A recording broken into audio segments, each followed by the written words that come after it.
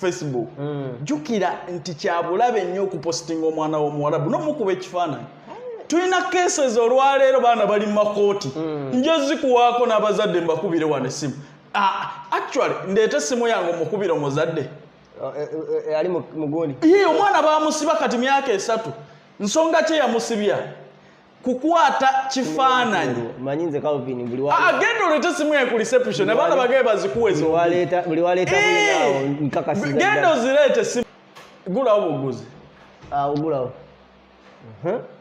nti musango okwata omwana w'omuwarabu n'omusa mu media musango omukuba ekifaananyi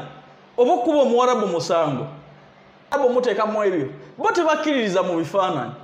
abali mu biyumba bakimanya abamu babajjeeko mu masimu lwakuba baboosi baabwe n'abaana baabwe bifaananyi ne wano wennyini e Uganda era abantu abamanya amateeka tomupaalirako mukuba bifaananyi nga takukkiriza okitegedde nze njagala tukubire omukyalo ono olabe oba omwana we tali mu kkomera lwa bifaananyi bwino tuba naye wano nze nagamba ffe tetukolera komedia kyova olaba nti ffe buli lw'otusanga bwino yenna tuba naye nagiwandiika ddi mpandiikira embase rearrest of nakubulwa Sylvia passport number in the Kingdom of Saudi Arabia.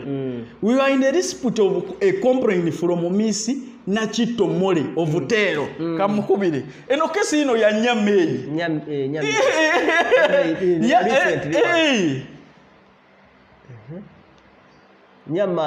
Nyamachi sorry ya nyama ya gwakuna just wanu twakatandika weleka mwema mugera mbere 18 nsija mwe beno tukola kaji kubeko olabe omukazi ono olabe yebaleko mama obulamu bugamba ki ono Calvin Kayanja yesebo kani madde nsaba kunjukizaamu yesebo omuwala ono yakubirako essimu ng'ali mu kkomera yesebo yakubirako ng'ali mu kkomera yakuba naye teyakubira nze ayina gwe yakubira mpa obubaka era yeyagamba nti ensonga eyamusibya yaŋŋamba tagimanyi ali ku kkomera tebamubuulira nsonga naye ensonga eyo nze bagimpa mu bbaluwa ze najja ku kampane ensonga nze mwe nagisanga naye yaŋŋamba ali ku kkomera atudde tebamubuulira kye yakola yesebo so ensonga eyo yali etya anti ensonga eri mu bbaluwa mbu yakuba dota w'omuwalabu mbu ekifaananyi yakisindika ku social media ku WhatsApp mbu n'abaako gwakisindikira omuntu ku WhatsApp ye message eri mu bbaluwa naye ng'ekifaananyi so gwe wagezaako okumwengeginga omuwala atya oli gwayogera naye waliwo omuntu ayogera naye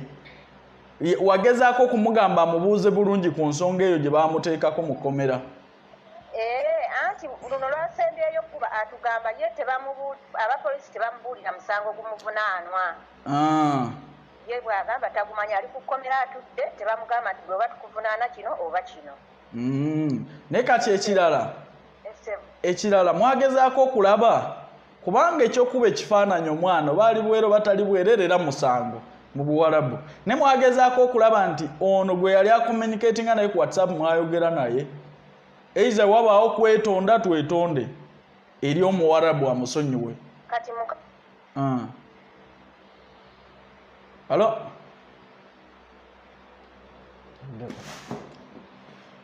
halo network ye Uganda so olabye omwana oyo ali mu kkomera allegation zaki za kuba kifaananyi ate nga takitadde na ku social media kuweereza naye kati bannange okitegedde naye kati ye omuwarabu yatresinga atya okulaba nti omwana ono bamubye ekifaananyi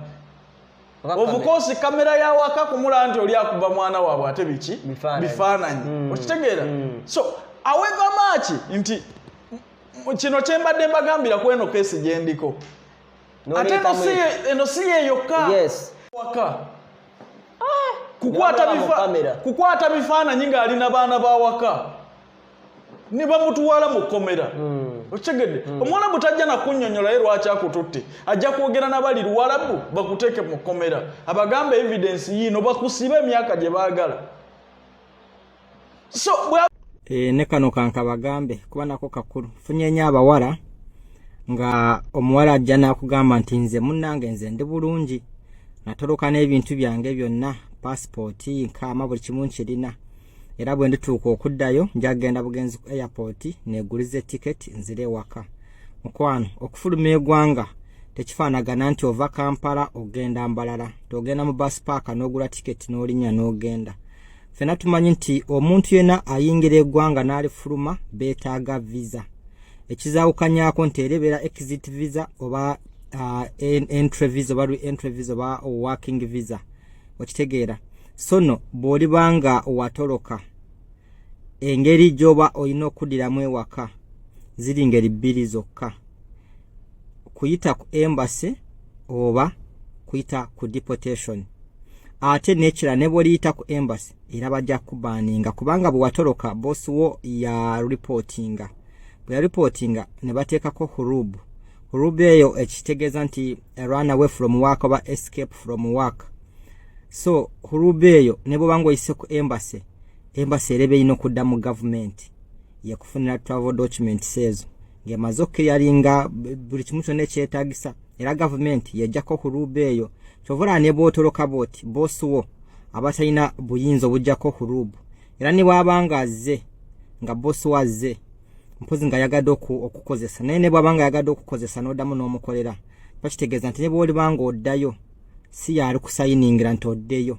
wabula oba olina okuddamu era kuyita mu mikono gya gavumenti kuba bye bajjako hurubu eyo ku passport yo so gwe nalina endowooza ng'oli musanyufu nti wafuluma n'ebintu byo nga gwe olowooza nti bw'onootuuka okuddayo ojagula buguzi tiketi ogende mukwano weerimba ne bw'oliyita ku deportation ne bw'oliyita ku embassy byonna bifaanagana kubanga era bajja kubaaninga y'engeri yokka gy'olina okukola kuyita ku embassy oba deportation.